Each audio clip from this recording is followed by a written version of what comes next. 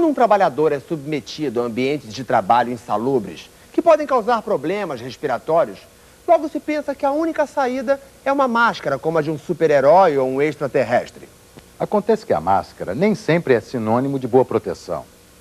Vamos ver neste programa que o EPI de proteção respiratória é apenas a solução final nesses casos, porque, antes de tudo, deve-se realizar um eficiente controle na origem do problema. Mas, para início de conversa, o que é mesmo um EPI? Para o controle das doenças ocupacionais provocadas pela inalação de ar contaminado com poeiras, fumos, névoas, fumaças, gases e vapores, a primeira providência deve ser minimizar a contaminação do local de trabalho. Isto está de acordo com a orientação geral de se realizar o controle na origem do problema. Medidas de proteção coletiva podem e devem ser adotadas, como, por exemplo, enclausuramento, confinamento da operação, ventilação local ou geral, chegando até a substituição das substâncias usadas por outras menos tóxicas. Quando estas medidas não forem viáveis ou enquanto estão sendo implementadas ou avaliadas, devem ser usados respiradores apropriados, os EPI. NR6, norma regulamentadora número 6. Considera-se equipamento de proteção individual, EPI, todo dispositivo de uso individual, de fabricação nacional ou estrangeira, destinado a proteger a saúde e a integridade física do trabalhador. A empresa é obrigada a fornecer aos empregados gratuitamente EPI adequado ao risco e em perfeito estado de conservação e funcionamento. A Instrução Normativa número 1, criada em 11 de abril de 1994, ela estabelece alguns parâmetros legais para o uso de respiradores. Por exemplo, critério técnico de seleção de respirador, usar respirador dentro de um programa de proteção respiratória e, além disso, para 2 contaminantes apenas, existe uma tabela específica de qual tipo de respirador você deve usar. Esses contaminantes são sílica e asbesto. O programa de proteção respiratória tem como objetivo principal que o respirador que está sendo utilizado por um trabalhador venha proteger realmente ele no seu ambiente de trabalho. Lógico, com uma medida a mais de proteção, o uso do EPI, do equipamento de proteção respiratória. A empresa é obrigada a fornecer o respirador quando necessário para proteger a saúde do trabalhador. A administração do programa de proteção respiratória deve ser de responsabilidade de uma pessoa com conhecimento específico que irá realizar a medição, uma estimativa ou a informação atualizada sobre a concentração do contaminante na área de trabalho, a fim de que seja feita a seleção do respirador adequado. Esta pessoa também será responsável pela manutenção de registros e procedimentos escritos de tal maneira que o programa seja documentado e permita uma avaliação de sua eficácia. Cada tipo de respirador tem seu nível de proteção. Por exemplo, uma máscara descartável tem fator de proteção atribuído igual a 10. Uma máscara autônoma de demanda de pressão positiva tem fator de proteção atribuído igual a 10.000. Além disso, tem que dar treinamento para o usuário. O que significa dar treinamento para o usuário?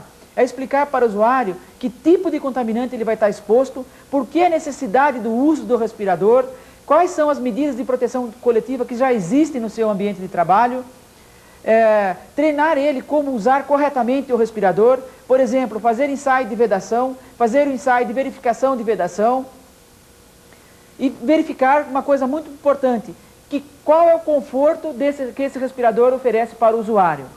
Na análise da contaminação do ar em situações de trabalho, os riscos respiratórios são classificados principalmente entre aqueles decorrentes da deficiência de oxigênio e os provenientes de contaminantes.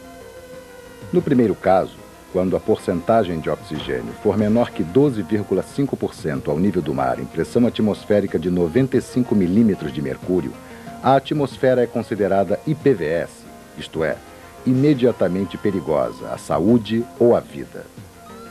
Nos chamados espaços confinados, quando a concentração de oxigênio for menor que 20,9%, este também deve ser considerado IPVS, lembrando sempre que a atmosfera normal tem uma composição de oxigênio equivalente a 21% e 79% de nitrogênio.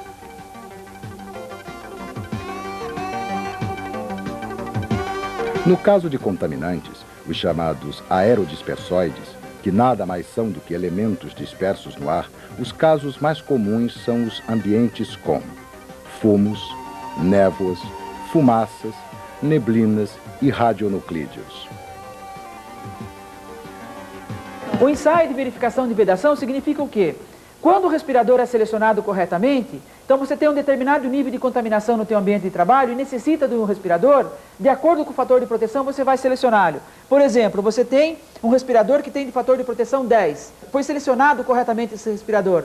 Só que o usuário que vai informar se esse respirador casa corretamente com o rosto dele. Ele é aprovado, tem CA, tem o fator de proteção dele nominal. Agora, será que esse respirador serve no rosto do usuário?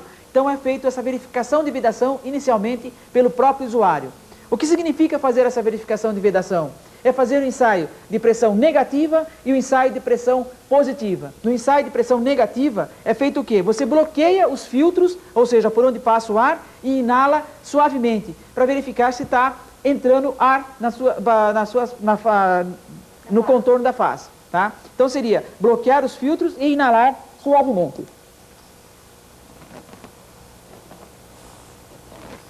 O outro ensaio é o ensaio de verificação da vedação, o ensaio de pressão positiva. É você bloquear a válvula de exalação, no caso desse respirador está aqui na frente, com a palma da mão e exalar suavemente. Exalar, soltar o ar suavemente. E o ar não deve passar pelas bordas do respirador. O ensaio de vedação é um ensaio feito fora da área de trabalho, num local específico. Esse ensaio de vedação pode ser o quantitativo ou o qualitativo.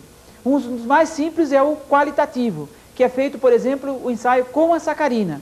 Para se fazer esse ensaio da sacarina, é necessário ter um kit. Esse kit significa o quê? Ter um capuz para poder fazer o ensaio, um capuz que fique até a altura do ombro do usuário, ter também a sacarina propriamente dito, e duas bombinhas como esta, uma para fazer o ensaio de acuidade do paladar, para verificar se a pessoa sente ou não o gosto da sacarina, porque tem pessoas que não sentem o gosto da sacarina, então o ensaio fica inválido, e o outro ensaio, que é o próprio teste que vai se fazer com a sacarina. A pessoa coloca o respirador, coloca o capuz, e aí se passa a sacarina ao redor do rosto dele para verificar se ele vai sentir o gosto ou não.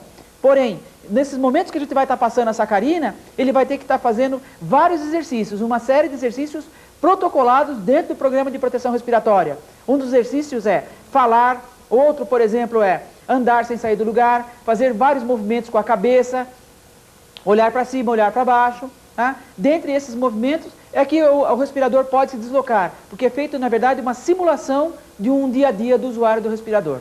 Uma das doenças também que nós encontramos na medicina do trabalho são as chamadas pneumoconioses.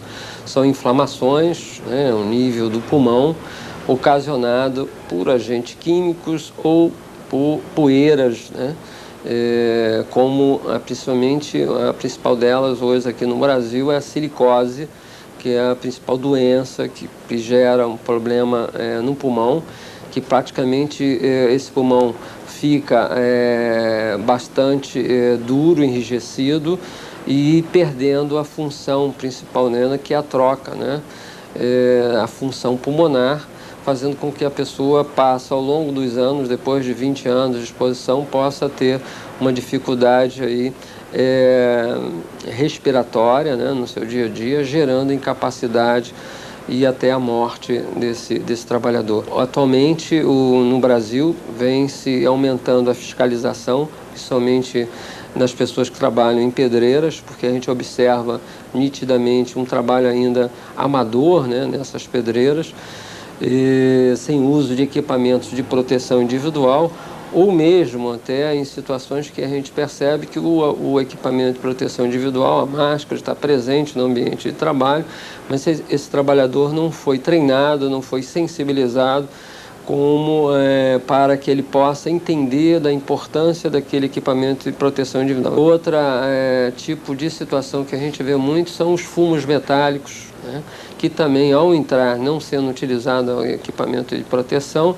ele entra em contato também com o pulmão e causa agressões muito importantes, gerando incapacidade respiratória e fazendo com que o empregado tenha incapacidade. Então, o que a gente observa sempre nesses casos é essa falta principalmente de sensibilização do empregado, a falta da manutenção dos equipamentos também que a gente observa nas indústrias às vezes, a troca das máscaras, né, dos filtros, principalmente os filtros que ficam em dado momento saturados, não permitindo a passagem do ar e fazendo com que o operário deixe de lado a proteção porque está incomodando esse trabalhador. Nos ambientes de trabalho saudáveis, a boa escolha do equipamento de proteção respiratória e os treinamentos de uso, manutenção e fuga em situações de emergência ainda são as melhores alternativas para a sua saúde.